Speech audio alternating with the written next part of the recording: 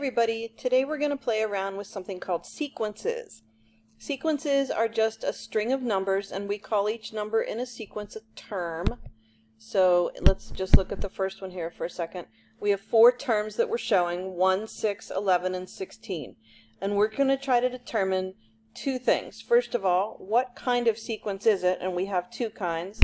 One is called an arithmetic sequence.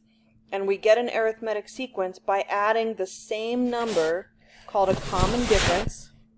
I'll write that here, common difference to each term. And then another type of sequence is called a geometric sequence, and we get geometric sequences by multiplying each term by the same number, and that is called a common ratio. Okay, but let's play with this a little bit and it'll make a lot more sense. So in the first sequence, first pattern rather, we're trying to determine what kind of sequence it is, if it's even a sequence at all. In the first one, we go from 1 to 6. Well, how could we do that? We could either multiply by 6 or we could add 5.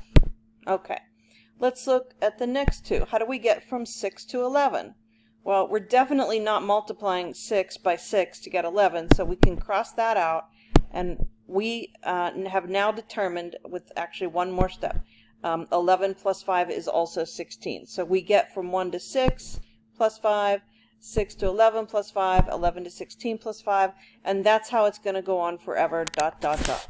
So this first one is an arithmetic sequence, and the common difference is 5. And we call the common difference D. D is 5. All right, let's look at the second one. So we go from 1 to 2 to 4 to 8. So it looks pretty clear that we're not adding the same thing each time, because in the first case of going from 1 to 2, we would add 1. And when you go from 2 to 4, you do not add 1. So we do not add 1 here. So plus 1 is out. We're definitely going to be multiplying each term by 2. That means this is a geometric sequence, and the common ratio, that's the thing we multiply by, is 2. All right, let's look at the next one. So we go from 2 to 7, and that's going to be, I'm sorry, see what I did? We go from 2 to 9, and that means we would add 7, and multiplying 2 to 9, that's going to be a weird fraction. So let's skip that for a second. The next one, we go from 9 to 28. That is definitely not adding 7 or multiplying by the same thing that gets you 2 to 9. So this is actually not a sequence. There's no sequence there. It's just random numbers. Okay? So that's not arithmetic and it's not geometric. All right, let's look at the next one. Ooh, those are lovely. They are perfect squares. So that's what that little pattern is. But it's not a sequence because you go from 1 to 4 by either adding 3 or multiplying by 4. And that's not how we get each subsequent term. So that is not a sequence either. It just happens to be a list of perfect squares. All right, let's look at the next one. So we go from 3 to 5, that's plus 2. We go from 5 to 7, that's also plus 2. 7 to 9 plus 2.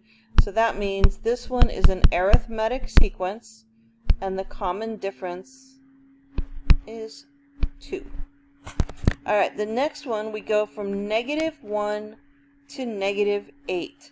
Okay, you know what these are? Do you spot it yet? Because they're a set of very special numbers, -1, -8, -27, -64. Those are, drum roll please, perfect cubes. And that's a lovely set of numbers, but it's not a sequence. Okay? Let's go to the next one right here. -4 to -8. How do we get there? Well, we either add -4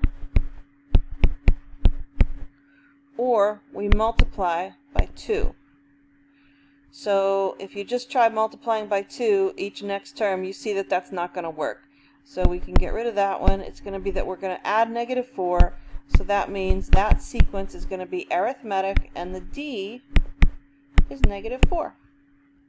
Okay, next one looks like, hopefully this is coming more easily for you. It looks like this one is going to be plus 3. That means it's an arithmetic. and the common difference is 3. Last one here. What are we doing? Are we adding 4? No.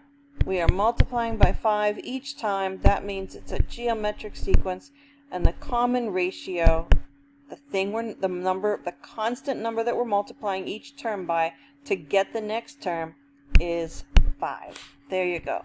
So that's our intro to sequences.